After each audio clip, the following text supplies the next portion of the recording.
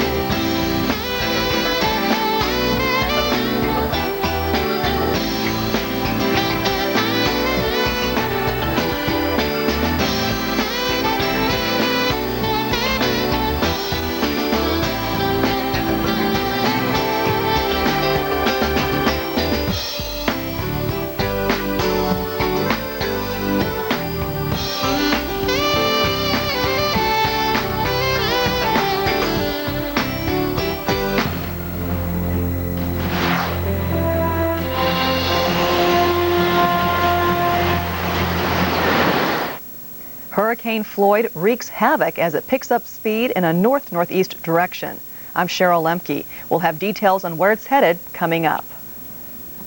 Good morning. Welcome to Weather Center. I'm Rick Griffin. Thanks for joining us. Today we are talking about the impact of Floyd as it heads up the east coast of the United States. New York is preparing for Floyd's arrival. New York City has opened 20 shelters. Power companies in New York City and on Long Island are telling people to expect power outages as the storm comes through later today. Long Island is expected to bear the worst of the storm. Suffolk County beaches are closed. In New Jersey, a state of emergency is now in effect. Governor Whitman ordered schools closed throughout the state today as a precaution. Extra power company crews are on standby to respond to power outages. In the state of South Carolina, you escaped a direct hit by Floyd. However, widespread flooding and some building damage is reported, especially along the coast, including Myrtle Beach. At one point, 200,000 customers in the state were without power, and about 43,000 people sought safety in shelters overnight. One storm-related death was reported due to a traffic accident. And in Georgia, the mandatory evacuation order was lifted at 8 o'clock this morning. Authorities are bracing for heavy traffic as tens of thousands of people return to the coast. Interstate 16 will remain open to two-way traffic during the evacuation. The highway was westbound only for a time. Georgia reports some wind damage and about 50,000 people lost power. Well, let's get the latest position on Hurricane Floyd. We've got an update for you right now. This is the 8 o'clock Eastern Daylight Time position. It is 35.6 north, 76.7 west, about 40 miles east of Greenville, North Carolina. Top sustained winds about 100 miles per hour. And Floyd is moving north-northeast at 24 miles per hour and accelerating. The central pressure, 960 millibars. Hurricane warnings remain in effect from Edisto Beach, South Carolina, all the way to Manasquan Inlet, New Jersey, and from Mauritius Point, New York, all the way to Plymouth, Massachusetts, while tropical storm warnings are in effect for various areas. The northern part of the Chesapeake Bay, Delaware Bay, Long Island Sound, from Manasquan Inlet, New Jersey, to the tip of Long Island, and also from Plymouth, Massachusetts, to the Merrimack River. While the Clinton administration issued disaster declarations to provide federal funds before the hurricane made landfall. We spoke with Vice President Al Gore a short time ago. We asked him whether that move was effective. There's no way to measure the number of lives saved due to the extensive evacuation and preparation efforts. And I think the availability of the funding early on may be a factor in helping the states do such a good job. Vice President said, "We are fortunate that the damage has not been more severe, and he expressed his sympathy for those who have suffered losses. Well, the federal government has been aggressive about being out in front of Hurricane Floyd. Disaster declarations were issued in advance of the storm, and emergency supplies were pre-positioned. We're joined live this morning by the director of the Federal Emergency Management Agency, James Lee Witt. Thanks to you for joining us, sir. And Good morning. can you tell us what your concerns are now as the hurricane heads north? Well, of course, you know, we continue to monitor the storm as well as everyone, I think, on the coast. But we will monitor and watch, and we have a 9:30 briefing with the states and the National Hurricane Center. We are real concerned about the flooding, and we really encourage people not to try to drive through high water. It's going to be quite extensive. There's going to be a lot of trees down and debris, and so we just encourage people to be very, very careful. And we're continuing to follow up with each of the states, and we'll be addressing their needs throughout the day and tonight to make sure that we are able to respond to meet whatever resource they need. Well, how do you feel about the federal response so far with Floyd? Well, you know, I think it's gone extremely well. You know, we have 27 federal agencies and the Red Cross here working with us and have been for 24 hours a day, and we've pre-positioned resources and people in place to be able to meet the demand and the need if it's needed and whatever it is needed. But I think now is an important time because we still have a serious storm. And today we'll be focusing on the Carolinas and Virginia and Maryland and right on up the coast with the coastal states and seeing what they're doing and what we need to support them. Thank you, sir, for that update. Well, now let's go to Virginia and see what Floyd is causing there. Virginia's Governor Jim Gilmore joins us live. Governor Gilmore, what can you tell us about the situation in the state of Virginia, and what are your main concerns from this point on? Well, we have building winds, and we've had extensive rain now all night.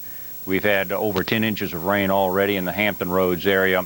The news that we're getting is that we're still going to have high winds, hurricane-strength winds, as the storm emerges from North Carolina into the Hampton Roads area. And we may get another 10 inches of rain. That's 20 inches over a short period of time, over a couple of days. And winds may be as much as 75 miles an hour. So we're concerned about that. The principal concerns that we have is flooding. There are many roads right now that are flooded, including portions of Interstate 64 and major roads that go down into Hampton Roads. There's high water in a lot of places. We're very concerned about flash floods, and we have taken steps to ask people to get out of low-lying areas so that they're not in any danger, and I've even issued mandatory evacuation orders in some of the low-lying areas of the Commonwealth. So, sir, what again are your main concerns, and what would you advise people in your state to do today? Well, let me just say what we've done. Over the last couple of days, I've issued emergency orders to get everybody activated several days ago.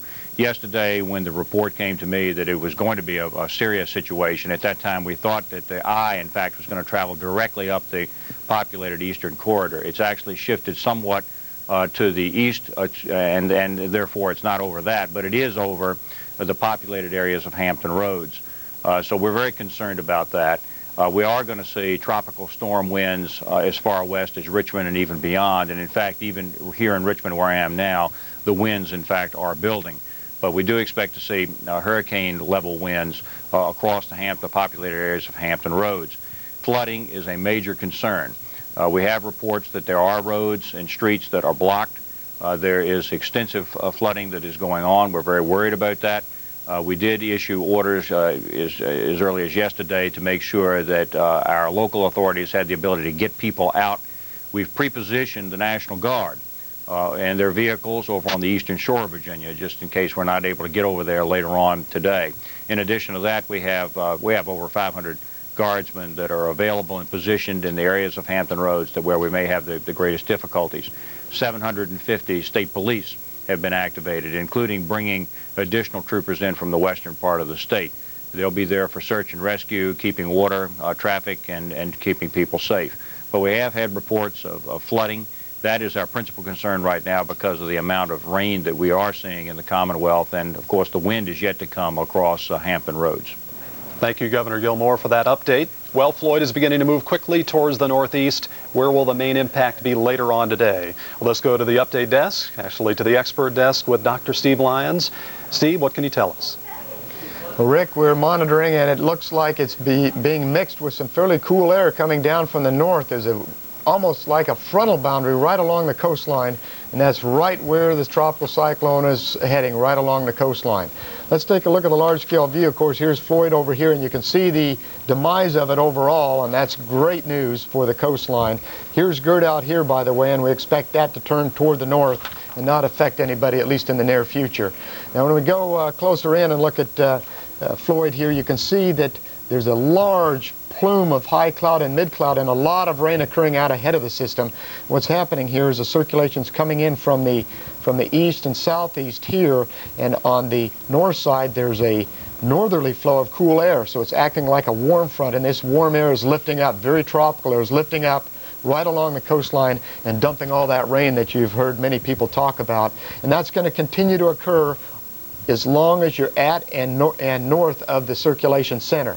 Now, the good news is the circulation center is moving faster and faster, and so that is going to alleviate some of the potential flooding problem, because it's going to be over any given area for a lesser amount of time. But nevertheless, we're still going to expect a lot of rainfall.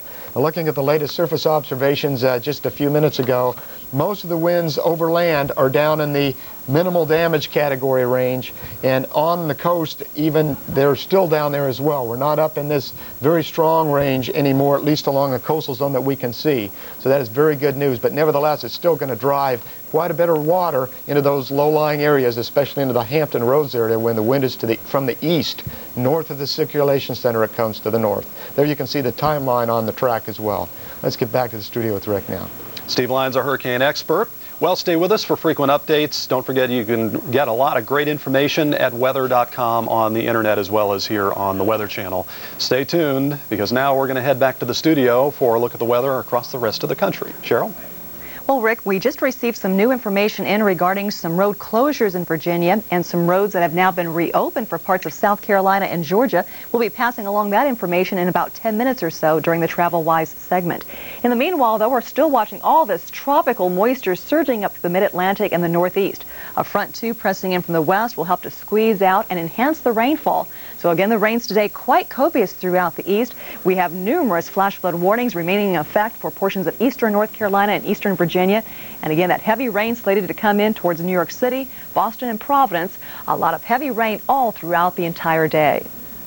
And stay with us. We'll have more about traveling conditions from coast to coast coming up in just a moment.